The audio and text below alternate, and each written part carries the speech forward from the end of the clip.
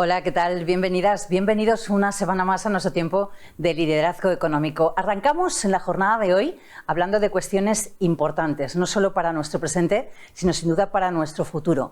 Hablamos de energías renovables. Enseguida vamos a contar con primeros espadas en este tema aquí en nuestra tertulia y os invitamos a que nos acompañéis.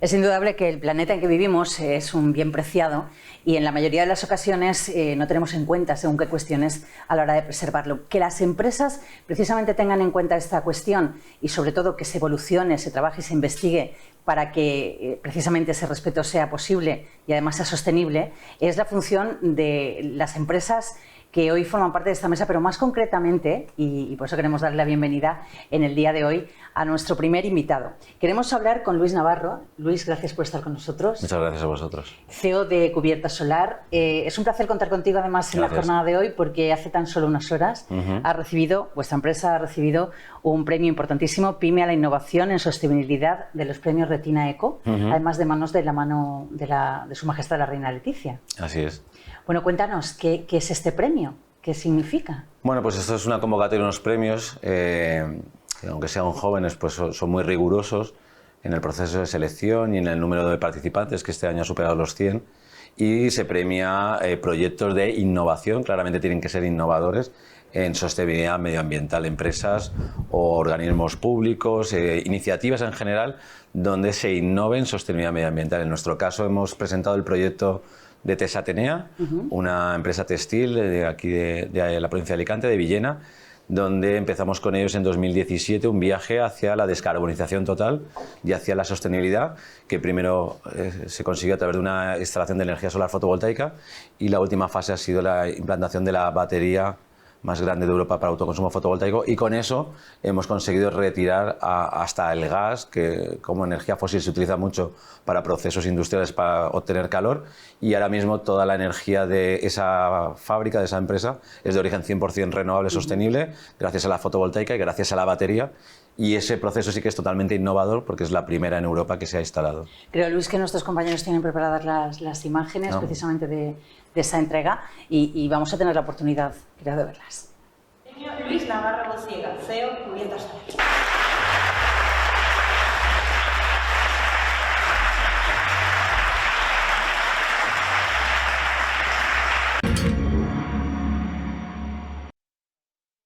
Tiene que emocionar mucho, ¿no?, el recibir este reconocimiento, sobre todo porque son muchos los años que vosotros ya lleváis con esta línea. Sí, efectivamente. Bueno, el tema de la fotovoltaica, nosotros llevamos ya casi 12 años, fotovoltaica autoconsumo.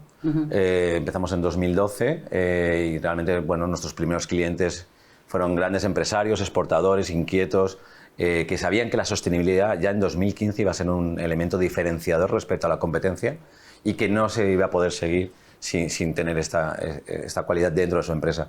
Y ahora esos mismos clientes, y nosotros llevamos 5 años buscando la solución tecnológica, porque no es fácil, el mundo de las baterías sí que realmente es una tecnología muy nueva y había que buscar el fabricante, el partner tecnológico para poder buscar una solución que encajara en el mundo PYME.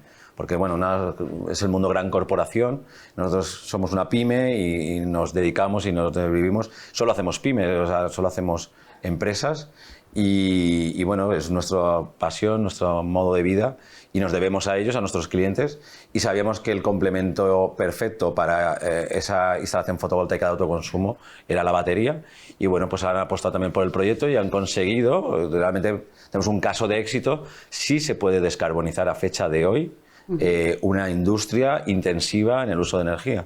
Digo porque hay dudas muchas veces que si tecnológicamente, por supuesto que requiere una inversión, pero la sostenibilidad es muy rentable. Si se canaliza bien, si se pone en valor bien, si se monetiza bien, es muy rentable.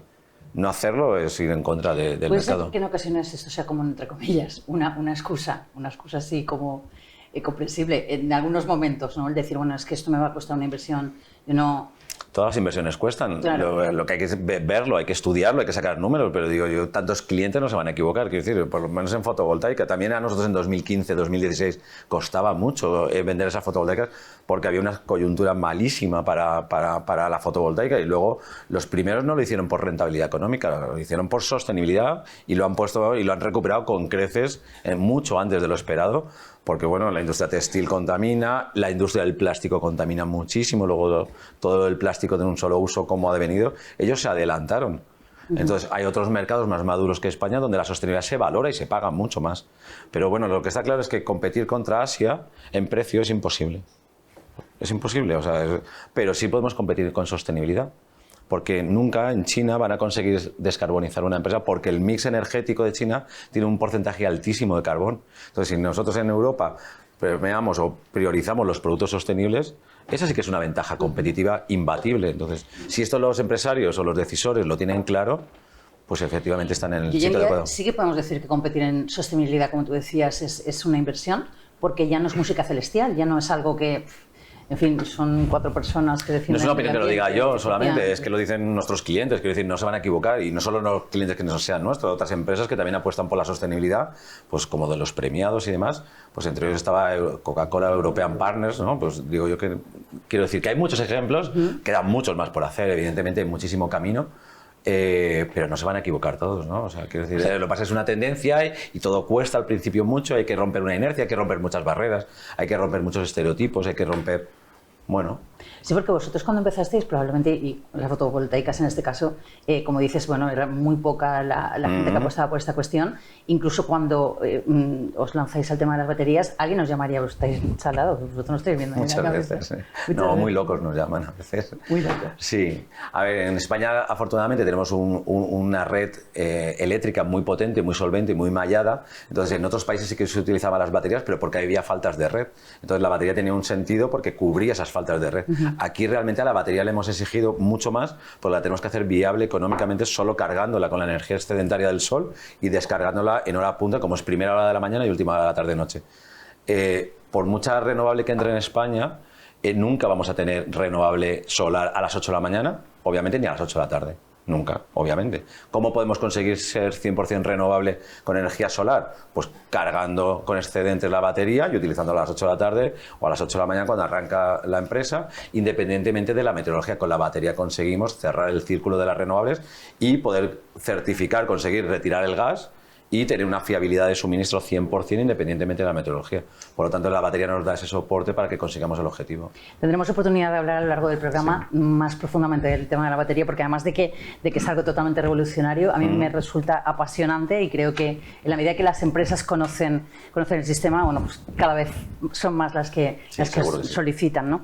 Hay una cuestión, y es que vosotros hace muy poquito tiempo habéis inaugurado en el edificio 5 de Distrito Digital, en la ciudad de Alicante, el ubicaros en este lugar. ¿Por qué ha sido eso? Bueno, nosotros nacimos en Benidorm, venimos de un grupo familiar donde tenemos varias líneas de negocio y, digamos, esto fue un interemprendimiento dentro del grupo familiar en 2012. Y bueno, pues bajo el paraguas de la holding, pues hemos crecido y nos han ayudado mucho y compartimos muchas cosas, como en otras áreas de negocio.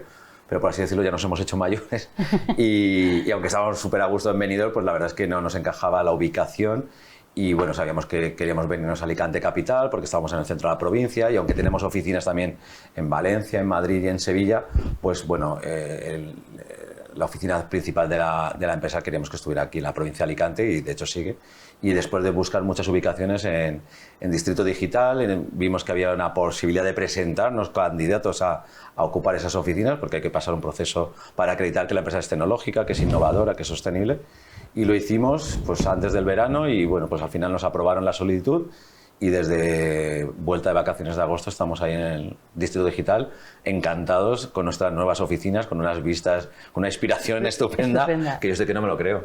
De no tener oficina, tener una sola para nosotros. Es increíble, pero bueno, que al final el esfuerzo se recompensa. Luis, lo hablábamos fuera de micro, la verdad es que vamos a tener la oportunidad de hablar mucho más tiempo contigo. Gracias siempre a ti, porque sois un referente y porque sois inspiradores, como estabas diciendo, ¿no? Gracias. Sois muy inspiradores. Tenemos la oportunidad de darle la bienvenida también a nuestros siguiente invitado también es inspiración, Enrique Peláez. Gracias por estar con nosotros. Muchas gracias. Hacía ya tiempo que no te veíamos, justo antes de vacaciones. Director del Club 12 Economía y Empresa y director de estrategia de Peláez Consulting. Un placer, como digo, contar contigo de nuevo aquí. Igualmente, muchas gracias. Y sobre todo porque además, bueno, en primer lugar queremos darte la enhorabuena por un premio bueno, un premio no, en este caso no, un nombramiento que has recibido. Los premios son para Don Luis, los demás, algunos no estamos al nivel, pero se intenta. Bueno, pero lo cierto y verdad es que bueno, para comenzar, sobre todo porque tenemos en cuenta que la Cámara de Comercio, ya ahora explicaré por qué la Cámara de Comercio Hispano-Sueca viene muy adelantada, ¿no?, a los tiempos en cuanto al tema que tratamos hoy, el tema de las energías renovables, el tema de ese desarrollo sostenible, y por eso también es importante que Enrique Peláez esté hoy aquí con nosotros. ¿Por qué digo esto? Bueno, pues porque acaba de ser designado como nuevo delegado de la Cámara de Comercio Hispano-Sueca en Alicante y Costa Blanca, además por unanimidad de toda la Junta. Y nos gustaría que nos dijeras, bueno, en primer lugar, qué significa para ti esta responsabilidad, que me consta que es bastante, y cuál va a ser tu principal función ahí. Bueno, muchas gracias por tu presentación. La verdad que estoy súper contento y muy agradecido por la confianza que me han otorgado. Yo soy socio de la Cámara Hispano-Sueca hace algo más de un año. La verdad que el motivo fue porque, por causas de la vida y circunstancias no previstas, pues conocí a la directora general, que fíjate qué ejemplo más, que además ha venido a este programa varias veces, que es Anna Fransson, que es una mujer sueca que lleva 30 años en España. Y que se acaba de nacionalizar española, por cierto. Os quiero decir que oye, muy enraizada, ¿no? Y resulta que ella, aunque trabaja en Madrid para esta Cámara como directora general, vive en Benidorm.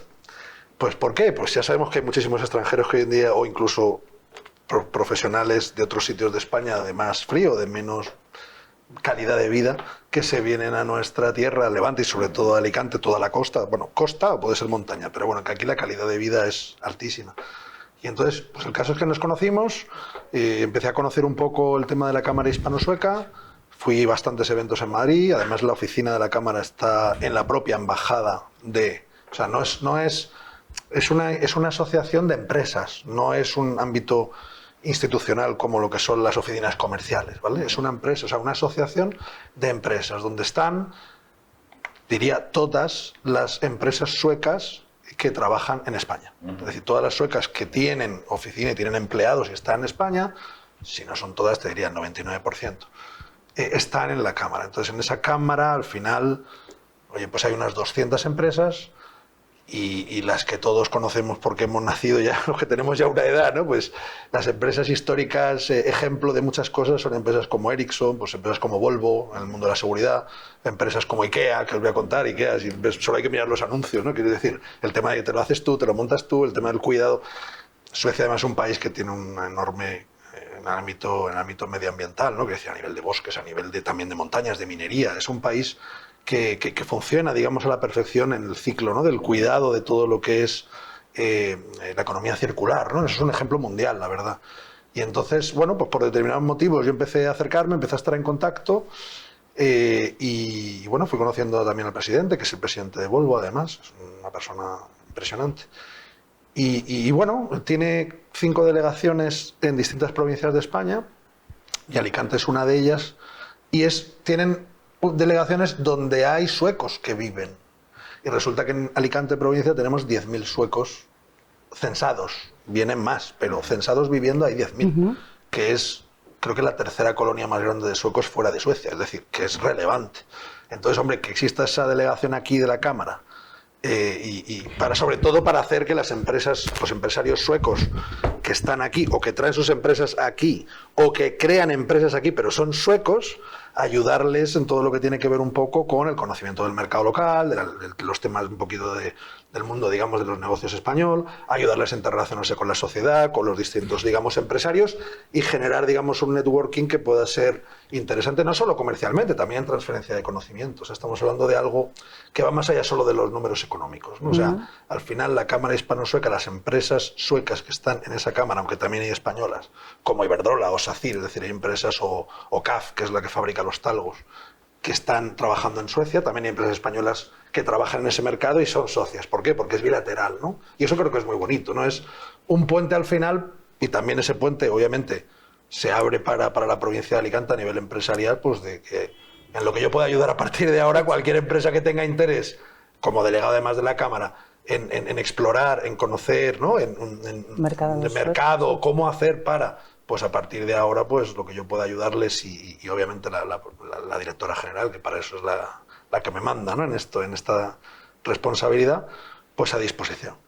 Sabemos que lo vas a hacer porque además lo haces con el corazón, como lo haces todo. De hecho, nos consta que bueno, además con vuestra empresa madre, la empresa que fundó tu padre, CISA, vosotros habéis estado, tú has estado en más de 10 países, en los 4 continentes, y uno de ellos ha sido Suecia. Me imagino que eso también ayuda, ¿no?, a la hora de tener una visión más global, ¿o no? Absolutamente. O sea, nosotros salimos en su momento por necesidad imperiosa de que no había mercado de construcción y lo poco que había era además perdiendo un dineral. Por cada euro que facturabas perdías directamente no sé cuántos, o sea, era insostenible y salimos fuera para sobrevivir y la verdad que durante aquellos años pues lo logramos. El conocimiento de distintos mercados, distintas culturas, distintas formas de hacer, idiomas, bueno, al final todo es un compendio de religiones, que hemos estado en Oriente Medio, hemos estado en Chile, hemos estado en Taiwán, hemos estado en Israel, hemos estado en Irlanda, en Mozambique, lo que digo es que en Argelia, Marruecos, eso al final enriquece a las personas con una visión, digamos, mucho más amplia. Y en Suecia hicimos, no eran muy grandes, pero eran 3 obras ferroviarias que hicimos, sobre todo una para Skanska, que es una multinacional enorme, ¿no?, sueca, e hicimos algunas obras ferroviarias muy especializadas y la verdad que quedaron muy bien, o sea que eso también. Yo quisiera preguntarte precisamente por el referente, por esa cuestión de la que hablamos de bueno, tener esos ejemplos de sostenibilidad de países y al hilo también de lo que comentaba Luis anteriormente, desde tu perspectiva como profesional, desde Peláez Consulting, ¿por qué crees que es importante que las empresas apuesten, aunque nos ha dejado muy claro el ejemplo, ¿no?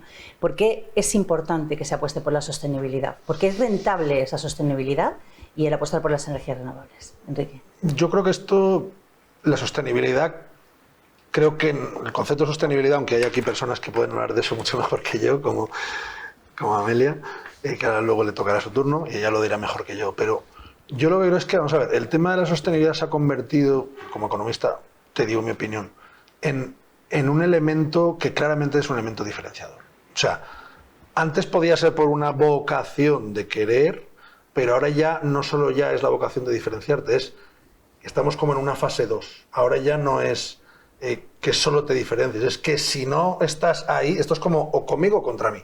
O estás en el grupo de las que se toman en serio estas cosas para ayudar a cuidar el medio ambiente, para concienciar a la sociedad, a tus propios empleados, a todos tus grupos de interés, tus stakeholders.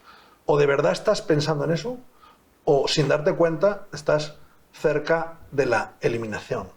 Y de la terminación, porque el día en el que quien quede únicamente por sumarse a esa visión, aunque sea por obligación, se dé cuenta de que estás solo, será que sus productos no los va a vender. Porque el mercado, como decía Luis, lo que dirán es, este es o el que contamina, o el que no tiene en cuenta el tal, o el que le da igual no hacer reciclaje o reuso. Puede ser en mayor medida o a veces en menos, porque hay tipos de sectores productivos que a lo mejor no es tan fácil. Pero tener una cierta vocación hacia, ¿no?, el cuidado, ¿no?, digamos, del medio ambiente es algo que hoy en día, porque al final esto es así, en el mundo empresarial, quien manda es el mercado, los gustos de los consumidores. Y ahora mismo, desde luego, el mundo occidental se ha metido no, de manera natural, y creo que acertada, en la cabeza del consumidor, que más o menos están dispuestos hasta a pagar un poco más por algo que cuide esas cosas. Con lo que no es un tema solo de precio. Ya no es a igualdad de precio, mejor el sostenible. Es que hay gente que compra, me da igual, productos también ecológicos, en el ámbito de que no usen, que decir, también en la alimentación, en tal. Hay gente que está dispuesta ya a darle un plus a lo que tiene que ver con eso. Pero lo que ocurre es que dentro de pocos años lo que ocurrirá ya será que quien no de alguna manera haya empezado a volcarse hacia esta mirada, lo que ocurrirá será que lo que será es un poco un medio apestado, de que lo eliminarán y entonces tendrá problemas. Así que quien todavía no haya empezado a dar pasos, ya toca. Gracias, Enrique. Nos vamos a quedar con eso, aunque vamos a seguir hablando naturalmente, pero sobre todo porque queremos saber más de cómo ya toca. Y en este caso, bueno, pues hacías una presentación previa de Amelia Navarro. Amelia, muchísimas gracias por acompañarnos, por estar hoy aquí. Gracias a vosotros. Directora de Desarrollo Sostenible de Hidracua y además presidenta de la Asociación de Empresas Responsables y Sostenibles de la Comunidad Valenciana. Sí. Esto es mucha responsabilidad, entiendo, ¿no? Bueno, en ambos casos, desde luego, una persona con grandes conocimientos sobre ese desarrollo sostenible y, sobre todo, yo creo que además sobre algo que creo que es importante, y es que empresas como la Hidracua, nosotros tenemos una tradición de conocer, bueno, pues a qué os dedicáis. Las personas que ahora mismo nos pueden estar viendo dirán, bueno, estos son los que me salen a mí en el recibo del agua, ¿no? Pero exactamente Hidracua es mucho más. ¿Qué es Hidracua? A ver, Hidracua es una empresa que opera en la Comunidad Valenciana en 80 municipios, perdón, y bueno, gestionando, por ejemplo, 7 de los 10 municipios más poblados que podemos encontrar, ¿no? Prestamos el servicio por concesiones de los ayuntamientos a Hidracua o bien a través de empresas mixtas. En toda la Comunidad Valenciana operamos con 6 empresas mixtas. Por ejemplo, en la provincia de Alicante tenemos 3, como es Aguas de Alicante, muy conocida la ciudad, Aigües d'Elx o Agamede en Torrevieja. Estas empresas mixtas tienen participación pública y participación de Hidracua como parte privada. Entonces, bueno, pues tenemos, como os decía, en esos 80 municipios abastecemos agua a cerca de 2,5 millones de personas en épocas de máxima demanda, con una plantilla de 1.173 personas trabajadoras. En Hidracua, pues somos conscientes de la responsabilidad que implica gestionar un recurso natural como es el agua, tan esencial, ¿no?, para la ciudadanía. Estamos acostumbrados a abrir el grifo y que salga, pero detrás hay un súper trabajo, ¿no?, de trabajar con eficiencia, con responsabilidad. Y como decimos también, ¿no?, desde la empresa, gestionamos mucho más que agua, ¿no? Y está también esta parte de la sostenibilidad de la que estamos hablando, ¿no? Y bueno, y conscientes también de todos los retos a los que nos enfrentamos, pues a nivel medioambiental, a nivel social. Pues allá por el año 2016 y motivados también por la puesta en marcha de la Agenda 2030, que justo ayer cumplió 8 años, establecimos un plan estratégico en sostenibilidad, abordando precisamente las cuestiones vinculadas a la parte más ambiental, que va más ligada al core, ¿no?, de nuestro negocio, a la parte social y a la innovación y las alianzas de manera transversal, estableciendo pues una serie de compromisos. Hicimos un decálogo de compromisos en todos estos aspectos, pues vinculándonos pues desde la lucha contra el cambio climático, la preservación, como no, del recurso agua, la economía circular, la protección de la biodiversidad, esos son los aspectos más medioambientales, y luego con el componente social también, pues de garantizar el acceso al agua a todas las personas, de la concienciación de la ciudadanía, de trabajar también hacia nuestras personas trabajadoras en materia de equidad, en materia también de seguridad y salud laboral, y como os decía, pues teniendo en cuenta la importancia de la innovación y las alianzas en todos estos procesos. ¿Y cómo habéis podido desarrollar todo esto o implementar todo esto? Lo digo porque en un principio, pues como comentamos a Luis, ¿no?, se entiende todo un poco como una locura, incluso como un hándicap, me imagino, para vosotros, teniendo en cuenta la envergadura de la empresa. Me imagino que no ha sido fácil, pero bueno, ¿ha habido un primer paso? Nuestra empresa, bueno, a lo largo de los años ha trabajado, como no, en todos estos temas, como muchas empresas que a lo mejor están trabajando en sostenibilidad, en responsabilidad social, y no lo saben o no le ponen el nombre, ¿no? Digamos que a partir de ese año 2016 se crea la Dirección de Desarrollo Sostenible en la empresa, y a partir de ahí se crea el plan estratégico que os estaba contando, y de alguna manera se formaliza y se ordena y se pone una serie de objetivos, indicadores que nos han ido moviendo todos estos años precisamente hacia la sostenibilidad de una manera, digamos, un poco más profesionalizada. Entonces, sí que ese año fue un poco el año en que ordenamos gran parte de lo que hacíamos, y nos pusimos incluso nuevos objetivos y retos pues para abordar todas estas cuestiones. Personalmente, Amelia, ¿qué significa esto para ti? Me imagino que bueno, hay que tener mucha pasión para dedicarse también a una cuestión como la sostenibilidad. Lo digo porque muchas veces uno, bueno, pues está solo en el desierto, ¿no?, clavando en el desierto. Me imagino que es gratificante, ¿no?, cuando encuentras que la gente entiende las cosas, como hablabas de vuestros propios trabajadores, los profesionales, a las personas a las que llegáis, las instituciones. ¿Qué supone a nivel personal? A ver, efectivamente es gratificante. Es verdad que es un camino que también hacemos mucho apostolado las personas que nos dedicamos a la sostenibilidad dentro de las empresas, pero yo creo que en los últimos años sí que ha habido un cambio importante en la cultura empresarial, ¿no?, para para ver esto de una manera necesaria, como estábamos diciendo ahora, imprescindible, y que incluso, bueno, pues que personas que se han dedicado más a lo mejor a las áreas técnicas de las empresas, más enfocadas al mantenimiento de las instalaciones, a las obras y tal, ya están viendo también pues que el foco tiene que ser distinto, manteniendo por supuesto la parte básica de la empresa, pero sí que con ese foco, pues oye, hay que remar todo el mundo en la lucha contra el cambio climático. Hemos establecido, no sé si ahora comentaremos, una serie de medidas a nivel energético, ¿no? Por ejemplo, ¿alguna que nos Pues por ejemplo, desde 2017 el 100% de la energía que consumimos es energía verde con garantía de origen, todos los consumos de Hidracua y empresas participadas, con lo cual nuestra huella de carbono en ese alcance 2 vinculado a las emisiones de energía eléctrica es cero. Hemos establecido medidas también de generación de energía en nuestras instalaciones, pues a través de fotovoltaica o con la cogeneración en las propias plantas depuradoras, es decir, aprovechamos los gases de los procesos de depuración para generar energía. Y también pues aplicando medidas de eficiencia energética con objetivos anuales para ir reduciendo progresivamente todos los consumos eléctricos, ¿no?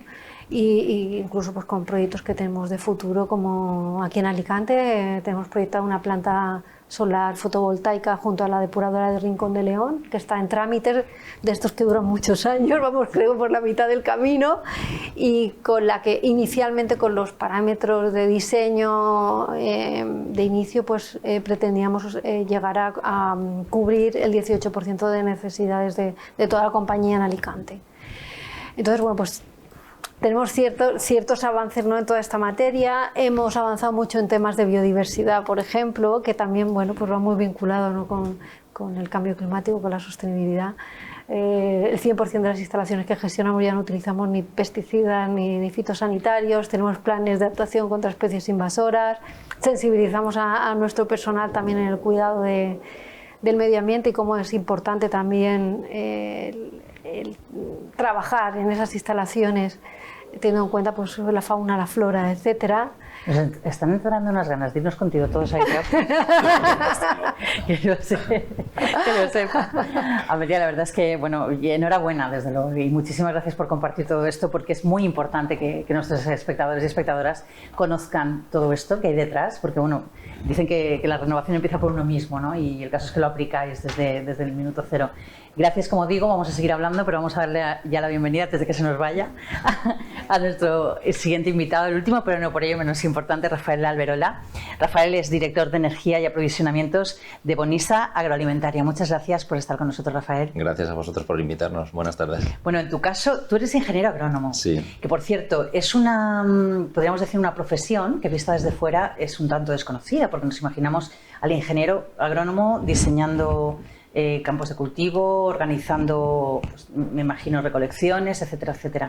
Pero obviamente vuestra profesión ha evolucionado mucho y también tu función dentro de vuestra empresa. Bueno, me alegra que me hagas esa pregunta, porque precisamente hace 6 meses en el Colegio de Ingenieros Agrónomos de Levante están promocionando la figura del ingeniero agrónomo y justo me hicieron una entrevista preguntándome muchísimas cosas por la profesión. Y entonces es una rama multidisciplinar que aborda muchos temas y la gente solo tiene conciencia, como tú estabas diciendo antes, del ingeniero agrónomo en el campo en su explotación agroalimentaria. Pero realmente tenemos que ver con medio ambiente, con energía, con industria agroalimentaria, con fitotecnia, con movimiento de tierras, en fin, es un ámbito bastante grande. De hecho, en esa entrevista, creo que la he podido revisar, dices, cuando se alcanzan las expectativas creadas y se cumplen los compromisos adquiridos, se genera confianza. Eso es una máxima también para las empresas de las que estamos hablando ahora mismo. Claro ejemplo es la vuestra. Sí, por supuesto. Sí. Bueno, mi empresa, que es Bonisa Agroalimentaria, tiene sus inicios en el año 56. Vais a cumplir 67 años hemos cumplido el 21 de agosto. Entonces, ya desde su inicio y a los pocos años ya se vinieron a Alicante. Entonces, nosotros ahora mismo cultivamos en Alicante, en Murcia y en Tenerife. Y desde el principio una de las máximas era la sostenibilidad por convencimiento propio. De Antonio Boni en este caso. Antonio Boni fue el fundador, sí, en el año 56, pero luego, bueno, él falleció a los pocos años y delegó en su viuda, y luego su viuda en don Nicasio Brotons, y desde el principio han tenido la máxima de la sostenibilidad medioambiental, y lo puedes ver cuando ves las fincas que se diseñaron hace mucho tiempo y ver la concepción de las mismas en cuanto a la orientación y en cuanto a la recogida de aguas pluviales. Ya ves que estas personas pensaron muchísimo en cómo hacer las cosas para tener la máxima eficiencia ambiental. Sois visionarios en el ámbito de podríamos decir, del respeto a la madre tierra, ¿no? Sí, podríamos sí. decir que también es importante, porque ahora es algo que a lo mejor se oye mucho y está muy de moda, etcétera, pero cuando uno se retrotrae y ve que empresas pues, con 67 años ya lo tenían claro, Sí. Me imagino que también trabajar para una empresa de estas características es algo gratificante. Sí, sí, es muy gratificante. Yo entré en la empresa hace 24 años y desde el principio he tenido un campo amplísimo en el que desarrollar mi profesión, y ha sido muy gratificante, como dices, y se han hecho cosas pues muy chulas y que a uno le llenan de orgullo. De hecho, bueno, y hay que mencionarlo también, Antonio Boni, bueno, en este caso Bonisa, cuenta con una fundación importante, con un colegio, porque desde pequeñitos también se ha tratado de educar a los niños. Bueno, eso lo podríamos encasillar dentro de sostenibilidad social. Es cierto que desde hace mucho tiempo existe la fundación, y en la fundación cuenta con un colegio, y a ese colegio van los hijos de los trabajadores de la empresa, más de 200 niños que tienen pues todos los estudios, están en este colegio patrocinado por esta fundación, y la verdad es que también eso es muy gratificante para los que trabajamos allí.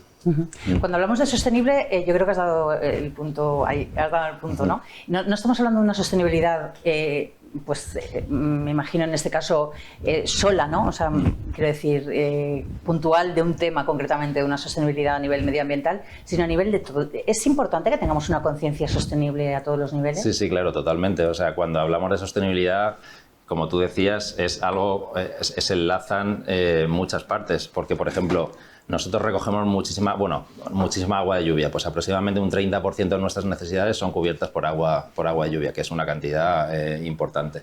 Pero nosotros, por ejemplo, tenemos todos nuestros cultivos son hidropónicos. ¿Eso qué quiere decir? Que la planta no se asienta en el suelo, está sobre un saco con un sustrato, que en nuestro caso es fibra de coco, y toda el agua se reutiliza. Toda el agua que entra en el sustrato, luego sale del sustrato, la tratamos y la volvemos a utilizar. Entonces el agua no toca el suelo, no contaminamos nada, y es un proceso de sostenibilidad circular, porque el agua de la lluvia se recoge en los embalses, que suelen estar aguas abajo de las fincas, se bombean a los embalses, que hay aguas arriba de las fincas, pasan por todo el circuito, se desinfectan y otra vez se utiliza.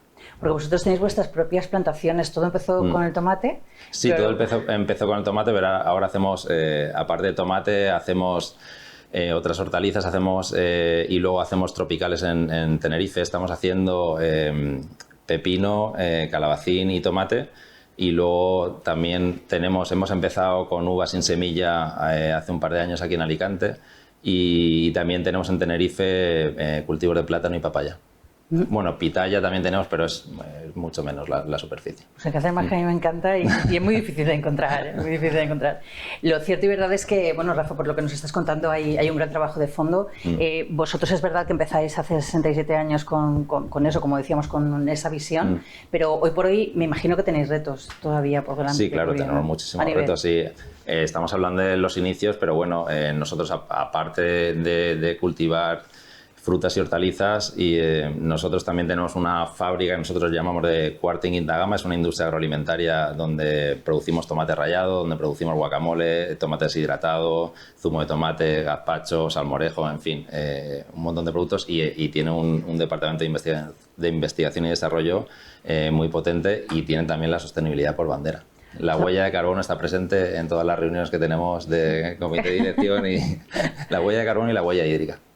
Fijaros que has puesto un punto interesante sobre la mesa cuando hablabas precisamente de esa sostenibilidad multidisciplinar. Yo no sé si el resto de compañeros de la mesa opináis lo mismo. ¿Pensáis que la sostenibilidad no es una cuestión ajena o concreta de una cuestión medioambiental, sino de todo? Por supuesto, es el concepto de sostenibilidad, aquel que aborda no solo las cuestiones medioambientales, que a veces sí que hablas de sostenibilidad y tiendes a pensar en medio ambiente, no, abarca las cuestiones sociales, de gobernanza de la empresa, incluso las cuestiones económicas, porque al final se trata de buscar el equilibrio entre todos tus aspectos, ¿no? Para poder perdurar en el tiempo. Claro. Y como decíamos, es imprescindible ya tener en cuenta todos estos factores, más allá de la parte medioambiental, que por supuesto es importante, pero también la social.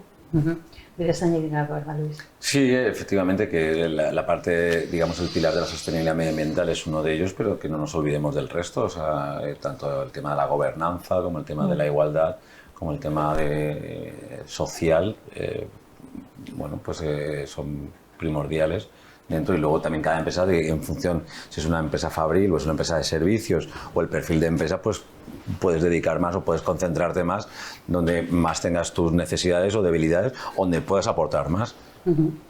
De hecho, ahora ya no nos resulta tan extraño el que alguien diga, bueno, no vamos a verter no sé qué residuos a un río, por ejemplo, ¿no? Ahora es justamente todo lo contrario, queda fatal. Enrique. Bueno, no solo es que quede fatal. Hasta de ser un delito. Hasta hace, no, pero yo lo digo porque hace muy poquito tiempo era de lo más normal, ¿no?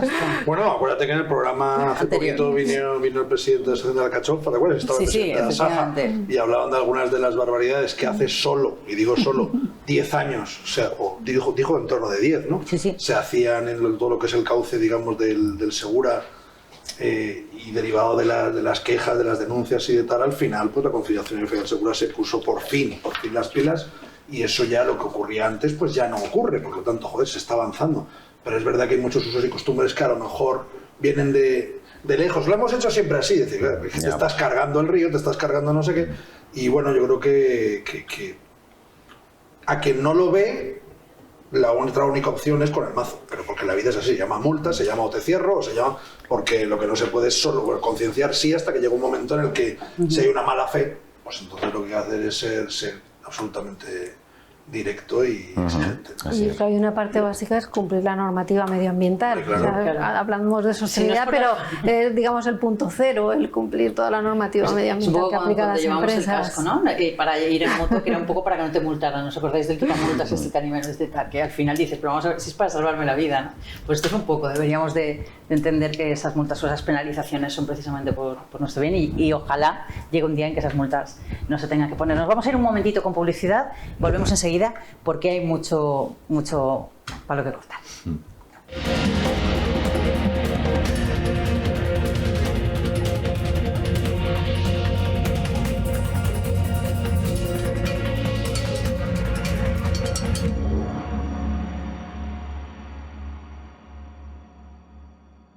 Dicen que el agua es necesaria para sobrevivir, pero eso es quedarse corto, porque somos muy de saltar, de cantar en la ducha y muy de bebernos esta botella que está muy llena de vida, de muchas vidas. El agua no nos hace falta solo para sobrevivir, nos hace falta para vivir muy fuerte. Bezoya, agua de mineralización muy débil, agua para vivir muy fuerte. Ven a la Feria Alicante Gastronómica en IFA. Ponencias, talleres, concursos, miles de tapas a precios populares, salas de catas, bodegas y productores a los que podrás comprar directamente a precios de feria. Más información en alicantegastronómica.com. Del 29 de septiembre al 2 de octubre en IFA. Organiza Cámara de Comercio y patrocina Diputación de Alicante y Turisme de la Generalitat.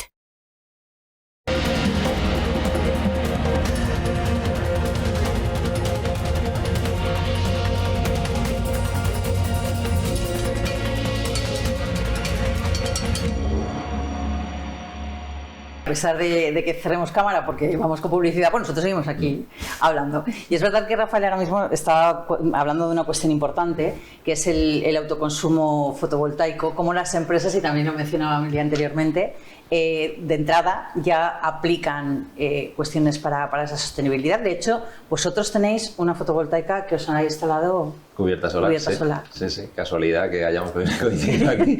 Sí, Buena elección, gracias. A vosotros, porque ha funcionado en un tiempo récord. En 2 meses nos han hecho una instalación bastante grande en un almacén de empaquetado que cubre el 35% de nuestras necesidades, y hasta la fecha está funcionando muy bien. Así que una apuesta importante Bonisa por la fotovoltaica y tenemos varios proyectos preparados para seguir avanzando en este campo, y uno de ellos es la instalación de baterías para la fotovoltaica. De eso vamos a hablar enseguida, pero sí que es verdad que me gustaría que me dijeras por qué tomasteis esta decisión.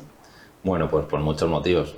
Primero por la sostenibilidad ambiental, reduces tu huella de carbono, luego porque económicamente es rentable, los tiempos de recuperación económica son bajos y merece la pena hacer una instalación así, pero fundamentalmente porque nuestro grueso de clientes proceden del norte de Europa y valoran sobremanera la huella de carbono. Entonces, hace un mes vinieron unos clientes suecos, y lo que quisieron ver de toda la empresa fue la instalación solar fotovoltaica del almacén de empaquetado nuevo. Y entonces fue muy curioso porque le propuse al presidente de mi empresa subirlos a una plataforma elevadora a 10 metros con todos los arneses de seguridad para que viera la instalación, y entonces se la han puesto en como foto en su página web, la foto de todo el equipo de esta empresa visitando Bonisa Agroalimentaria y sus avances en temas fotovoltaicos.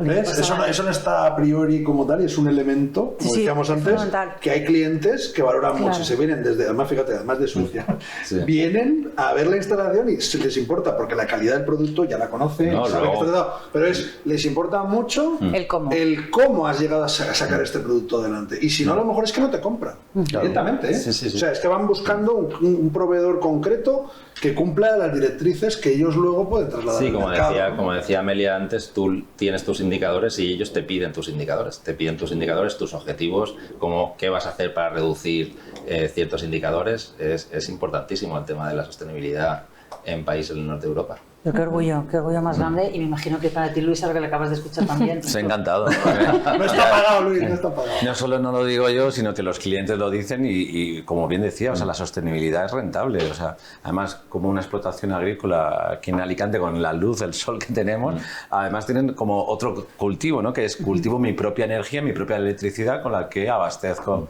la instalación, y de forma inteligente y de forma financieramente sostenible, nunca mejor dicho, la pongo en valor. Y luego vienen los clientes y me lo reconocen, y si no me la exigen o me descartan. Bueno, pues me alegro muchísimo de verlo de boca de un cliente, y además un cliente contento, pues nada, encantado. Nunca mejor. Y esto no está, por cierto, que esto no estaba preparado en absoluto, vamos, yo lo he descubierto ahora con vosotros, y la verdad es que creo que es importante, porque antes, Amelia, tú también lo comentabas, ¿no? Vosotros habéis aplicado un montón de elementos que proporcionan y que hacen posible que este desarrollo sea importante, porque os lo creéis, eso fundamentalmente, porque os lo creéis. Pero ¿tú cuáles crees que son los desafíos actuales que se encuentran en las empresas en general, empresas de menor envergadura que la vuestra, a la hora de poder implantar esto? Porque vosotros lo habéis pasado, pero igual habéis tenido más fuerza, no lo sé. Si hablamos de la sostenibilidad en general, se está produciendo un cambio en el sentido de que la sostenibilidad ha pasado de ser un tema voluntario a ser un tema que cada vez está más regulado. Es decir, ahora mismo tenemos normativa europea que nos está viniendo ya a España, en el que se regulan más todas estas cuestiones, como qué empresas han de reportar las cuestiones de sostenibilidad obligatoriamente, ahora mismo por ley en España, y con una directiva que se está desarrollando en Europa, también pues que va a seguir evolucionando este tema. A nivel de lucha contra el cambio climático tenemos también cada vez más regulaciones, y tenemos ahora también una ley valenciana de cambio climático que va a tener una serie de obligaciones para las empresas. Es decir, esto ha dejado de ser algo voluntario a ser algo más regulado, y que además, como decíamos antes, ¿no?, aporta valor a los grupos de interés que tienen las empresas, los clientes, los inversores, en fin, quien no esté aquí, como decía también Enrique, estará fuera, hace a las empresas más eficientes, más competitivas en general. Y bueno, es una cuestión, yo creo, ahora mismo de la que no se puede renunciar, ni siendo grande ni siendo pequeña, porque al final es verdad que mucha de esta normativa solo aplica a las grandes empresas, pero dentro de la cadena de valor, al final, pues las grandes empresas van también tirando de las empresas pequeñas. También hay una normativa de debida diligencia en cuestiones ambientales, sociales, etcétera, y al final las pequeñas se van a ver arrastradas también por las grandes, y hasta les puede aplicar, como dice Enrique, en algún momento, ¿no? O sea, estos temas son... Pero es que es así, porque el efecto, Mari Carmen, que lo ha explicado María perfectamente, es un efecto dominó. O sea, se empieza primero por las empresas públicas, que son las primeras que tienen siempre que dar ejemplo, por los temas, digo, de la normativa europea y tal, y luego van a los grandes grupos, porque claro, los grandes grupos, ellos no son los fabricantes de todo, tienen un montón pues, de subcontratas o de especialistas o de proveedores especializados, y llega un momento en el que en su cadena de valor lo que meten es decir, y para seguir sirviéndome lo que me sirves, a partir de dentro de un año me tienes que aplicar el que tiene una green card o una, yo qué sé, una seña de identidad no verde, el tipo de producto, servicio, el recambio de lo que me des, búscate la vida porque a partir de entonces, dentro de un año, yo te sigo comprando, pero si estás en esto, si no me tengo que buscar otro. Entonces ya eso ya no es por iniciativa, es o entras o ese cliente lo vas a perder. Sí. Entonces eso hace un efecto arrastre que al final, porque cada empresa lo acaba teniendo que aplicar, si ellos lo hacen, ese producto, ese servicio, ese recambio, ellos mismos todo bien. Pero si al final tienen otro subproveedor que le tiene que dar, pues una no sé qué de alambre de tal, le va pidiendo, oye, al del alambre, méteme que tienes que también cumplir esto. Y es el efecto, digamos, un poco de mancha de aceite, ¿no? que va creciendo y va haciendo que acabe implicando a todos los sectores productivos. Pues que además es que has dicho algo importante, y es que las administraciones son las que primero obligan a que cumplas con los requisitos, etcétera. Pero las administraciones están suficientemente sensibilizadas, lo digo a la hora de aportar ayudas, de poder, bueno, pues en este caso incentivar incluso a las pequeñas empresas para que puedan implementar este tipo de... Aquí Amelia yo creo que es la más indicada para que nos respondan, porque estando de presidenta del... Claro, lo digo sobre todo fundamentalmente porque es verdad, porque muchas veces los empresarios dicen, bueno, es que no voy a poder, ¿quién soy yo tan chiquitín, cómo llego, tal, ¿no? Vamos a ver, yo creo que desde las asociaciones empresariales también se apoya mucho a la pequeña y mediana empresa en todas estas cuestiones, es decir, por ejemplo, la Confederación Empresarial, ¿no? Yo presido también la Comisión de Responsabilidad Social, y uno de los grandes objetivos es hacer llegar todas estas cuestiones también a la pyme y sensibilizar también a la administración cuando regula, de que también tenga en cuenta hasta qué punto las pequeñas y medianas empresas pueden llegar a cumplir los requisitos que se van marcando, ¿no? La administración normalmente regula, ayudas hay, pues hay, pero quizás son escasas, quizá las pequeñas y medianas empresas tienen que buscar apoyo más bien en esas asociaciones empresariales que pueden ayudarles precisamente en alcanzar los requisitos o las tendencias que hay en sostenibilidad. Yo creo que ayuda más que la propia administración. Correcto. No sé, sí. Luis, tú cómo... Sí, las asociaciones empresariales, por ejemplo, en el caso de AEFA o en el caso de otras asociaciones gremiales o sectoriales, evidentemente son las que canalizan y atomizan y que hacen llegar a empresas más pequeñas. De todas formas, el tema de la sostenibilidad es muy escalable, quiere decir que hay medidas para grandes corporaciones, para pequeñas o medianas, y cada uno tiene su medicina. Y luego, claro, que hay cosas que...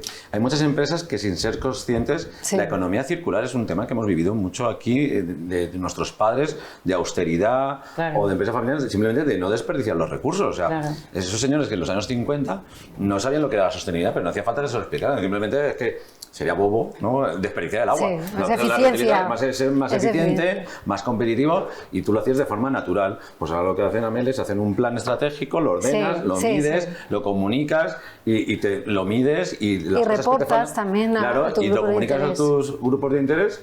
Y dices, bueno, es que a veces no hay que hacer un sobreesfuerzo brutal ni cambiar toda la empresa. O sea, hay veces que es que muchas cosas ya se hacen, pero es de sentido común, ¿eh? Claro. No es que yo lo hago bien y ahora me toca hacerlo así y fíjate. No, es que esto es mucho sentido común. O sea, no dañar el medio ambiente, ser más eficiente, gastar menos.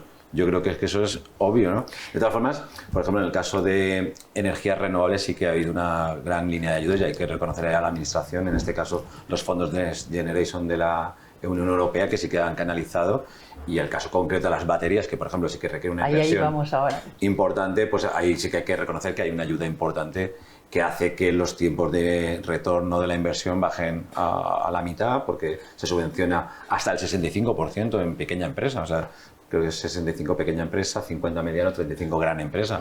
O sea que sí que hay ayudas. Sí, si bajamos a ese detalle quizá de cierto tipo de instalaciones, como en el fotovoltaico, las soluciones basadas en la naturaleza, que también ahora ha habido un impulso con los Next Generation, eficiencia tal. Yo me refería más bien desde el punto de vista de sostenibilidad a nivel general, ¿no? De apoyo a que las empresas elaboren sus informes de sostenibilidad, sus reportes. Hay ayudas, pero son pequeñitas, ¿no?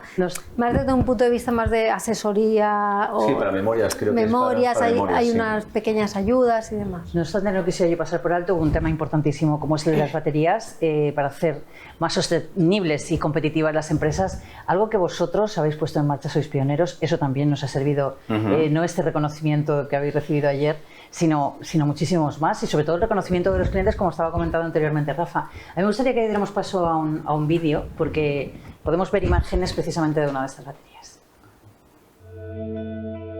Es el primer caso a nivel europeo de autoconsumo en el que se instala una batería de este calibre, ¿no? De una megabatería. Por lo tanto, este proyecto es pionero e innovador, pero hemos conseguido que la batería, junto con la fotovoltaica, sea más competitiva económicamente que la propia red. Se impondrá en la industria por su gran versatilidad, por su poco espacio y la relación calidad-precio, inversión-retorno. Tenemos más autonomía, más autoconsumo y una bajada de costes en nuestros procesos. Se puede hacer uso de la energía almacenada en esta batería y puede seguir haciendo uso de las energías renovables fuera del horario de la producción de las mismas. Estas soluciones limpias tienen ayudas y en el caso de la Comunidad Valenciana a través del IBACE. Estamos muy contentos en colaborar con Cubierta Solar y con Huawei.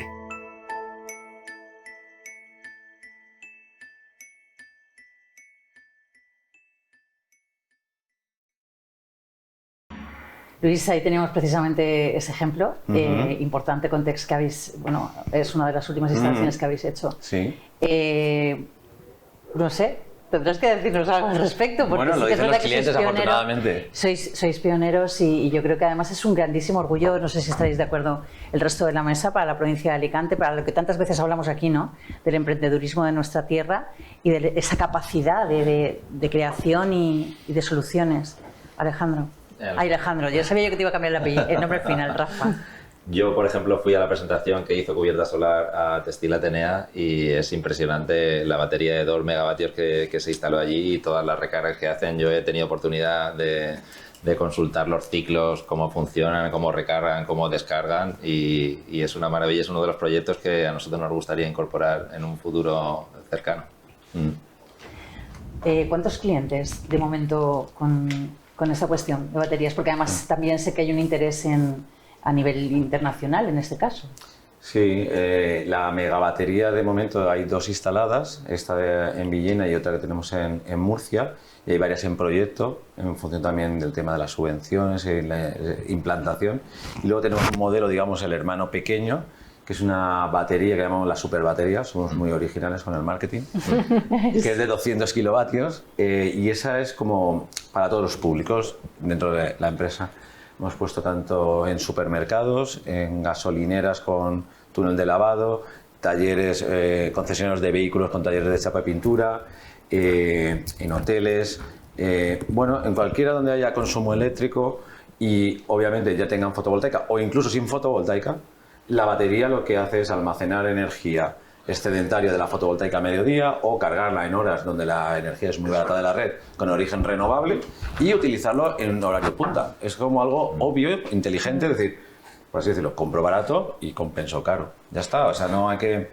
Esto no ha sido una cuestión que haya sido así por generación espontánea, esto habéis llevado unos cuantitos de años, ¿no? Sí, efectivamente. Pues yo creo que desde 2017 que nosotros viajamos mucho a Intersolar, a Múnich, que es la gran feria mundial de la fotovoltaica y ya cada vez más de baterías, hay más baterías ya que paneles. Nosotros no íbamos buscando paneles, otro tema, porque esa industria la conocemos muy bien, está muy madura y no hay grandes innovaciones, pero sí que teníamos ahí la batería es el complemento perfecto. Luego también es que hay que tener en cuenta que, por ejemplo, en Alicante o en general de Madrid para abajo tenemos la región más soleada de toda la Unión Europea, entonces es que la ventaja es tan abrumadora, que claro, está mal porque lo digo yo y yo soy parte, pero es que es tan evidente, es decir, o sea, es tan evidente, los números salen tan desproporcionadamente bien, o sea, pero porque este señor, porque hay mucho sol, es decir, simplemente te vas a la cornisa cantábrica, estamos haciendo un proyecto en Gijón y yo pedí revisar 3 veces los números, sale un 30% menos. Entonces, tenemos una ventaja competitiva que tenemos que poner en valor, o sea, es que no hacerlo es como... Es muy torpe, ¿no? Pie, vamos, sí, sí, totalmente. O sea, es que ten en cuenta una cosa, que hace poquito yo este dato lo vi, la costa del Levante español, y Alicante en concreto, es que es la zona geográfica de mayor número de días de sol de Europa. Que sí, o sea, no es... Y ya España, no, el Levante, Alicante, provincia, vamos a quedarnos aquí. Somos, además Alicante me parece que es la número 1, además, o sea, la ciudad con más días de sol al año. Entonces ya es como lo de pegarse un tiro en el pie. Dices, Luis, si están montándola en Galicia, que llueve, en País Vasco o en Asturias o en tal, y resulta que es como decir, oiga, que somos un 30% todavía más eficientes que si se monta en otro sitio, y lo están montando. Entonces es que hace falta seguir pensando para no actuar, en la medida que cada uno le pueda adaptar, en mayor dimensión, en menor dimensión, pero es que es algo como decir... simplemente dar paso, ¿no? Y fíjate, aprovechando, quería decir una frase, porque el otro día, el lunes tuvimos la primera reunión de la delegación de Alicante, de la Cámara Hispano-Sueca, con los 3 subdelegados que hay en Torrevieja, Santa Pola y el Albir, y la directora general. Tuvimos un encuentro muy interesante y muy agradable. Fíjate, la frase es que la dijo la subdelegada que es del Albir, que es sueca, que se llama Janet, lleva aquí 6 años ya. Fíjate, le vino a la cabeza y dijo... la oscuridad de Suecia, que sabéis que lo que le pasa, pues tienen pocas horas de sol, el frío, el tema, es decir, que eso es lo complicado de ese país de verdad, es vivir en él, porque muchos meses al año es que hay poco sol o directamente está todo nevado. La oscuridad de Suecia es la burocracia en España. Quédate con ese mensaje, porque me parece que es muy real. Y animar a la consellera Nuria Montes, que ahora de hecho acaban de lanzar, bueno, que tienen la voluntad, ¿no?, de poner en marcha a través de tecnología, a través de tal, una manera para intentar acelerar procesos. Es verdad que luego se encuentran con la dificultad de la implantación, pero hay que empezar por algo, que es la voluntad de querer hacerlo. Entonces, en lo que el mundo empresarial la pueda de alguna manera ayudar, va en beneficio, digamos, de todos, tanto empresas como ciudadanos, usuarios. Todo lo que sea ayudar a agilizar lo que tiene que ver con la tramitación de determinadas cosas, ahí es un tema donde todavía, y es verdad que no depende de nosotros, depende de los poderes públicos y de los responsables políticos y los técnicos también que trabajan en esas administraciones, tenemos un camino todavía por recorrer ahí impresionante que nos debe de ayudar a mejorar también la competitividad y que las cosas se cumplan en los plazos. Eso es muy importante. Entonces, la frase desde luego es lapidaria. O sea, mira tú, a ver, para que ya te la quedas. Sí, me la quedo, que la oscuridad en Suecia es la burocracia en España. ¿Te ha gustado, no? Me ha gustado mucho. A mí yo me la he puesto de fondo de WhatsApp del grupo, para que no nos olvidemos. Con el agua nos pasa una cosa bien distinta, que lo que tenemos es una escasez estructural en nuestra provincia, por ejemplo, tremenda, y en cambio somos referentes también en gestión del agua, en la eficiencia, en la reutilización, en hacer frente a las inundaciones. Aquí vienen a visitarnos de otros países y de otras comunidades autónomas a ver cómo gestionamos el agua, y pasa lo contrario que con el sol, ¿no?, que tenemos poca pero sabemos cómo hacerlo, ¿no? Sí, pero en cualquier caso yo no sé qué pasa con el ADN de la provincia de Alicante, que si están mal dadas salimos para adelante, si están bien dadas aprovechamos. Y yo creo que eso es importante porque es transmitir un mensaje, es el que pretende siempre este programa desde su origen, liderazgo económico, el que se conozca, el que se sepa y el que estemos muy orgullosos de empresas como las que en la jornada de hoy hemos tenido aquí, de entidades e instituciones. Nos quedan 3 minutos solamente, así que necesito que cada uno de vosotros me haga un titular antes de despedirnos. En este caso, Rafael. La sostenibilidad no solo es necesaria, sino que es imprescindible. Muchísimas gracias. Rafael Alberola, director de Energía y Aprovisionamientos en Bonisa Agroalimentaria, y enhorabuena por esa gran empresa, ese gran trabajo que lleváis haciendo 67 años. Gracias a vosotros por invitarnos. Amelia Navarro, directora de Desarrollo Sostenible de Hidracua y además presidenta de la Asociación de Empresas Responsables y Sostenibles de la Comunidad Valenciana, además responsable del área de sostenibilidad de Cedelco. Yo creo que la sostenibilidad, aparte de ser imprescindible, como hemos dicho ahora, hace a las empresas más competitivas, les da mayor reputación y las coloca en una posición más positiva frente a todos sus grupos de relación en general. Muchísimas gracias. Ha sido un placer contar contigo. Espero que no sea la última vez que te veamos aquí. Enrique Peláez, ¿cuál es tu titular? Después de la frase que hemos dicho antes, que se queda ya para siempre, que diría es, a mi modo de ver, la prioridad de todo empresario hoy es actuar en la triple vertiente. Tecnología y digitalización para competir y estar a la última vanguardia, sostenibilidad medioambiental en la producción de sus productos, de sus servicios y en la cultura, digamos, empresarial, y la utilización inteligente de la energía, sobre todo la renovable, que aquí tenemos esas posibilidades, que solo cuidando esas cosas, el tirón que le pega a la empresa en su marca y en la cuenta de resultados, solo con eso, ya lo demás que se encarguen otros. Los líderes tienen que estar en esas. Desde luego. Enrique Peláez, hablando con conocimiento de causa, como en este caso como director de estrategia de Peláez Consulting y también como director de Club 12 Economía y Empresa. Gracias por haber estado con nosotros. Y por último, Luis Navarro, CEO Cubierta Solar. ¿Tu titular? Bueno, yo más que un titular quiero lanzar un mensaje de ánimo en general a las empresas, a los empresarios, a que sean valientes y que apuesten por las energías renovables, porque realmente es algo que es imprescindible y que va a mejorar, digamos, su competitividad por el ahorro que van a tener, y luego también la sostenibilidad, que es el pilar fundamental para que esas empresas sean realmente competitivas y estén al día, y que no el mercado, cuando se despisten, pues les eche fuera. Muchísimas gracias, Luis. Como siempre, un placer contar contigo. Gracias a vosotros. Orgullosísimos de vosotros, de los empresarios que tienen esta idea muy clara y que ya la están poniendo en marcha, y también de esos que lo están pensando y después de vernos han dicho, tiro para adelante. Aquí están las personas con las que podéis contactar, sin duda alguna. Y bueno, deciros que efectivamente es cierto que Alicante, y no solo la ciudad, la provincia, es una provincia de luz y de sostenibilidad. Creemos en ella y por eso estamos aquí. Muy buenas noches, bienvenidos una vez más la próxima semana a Liderazgo Económico. Sed felices.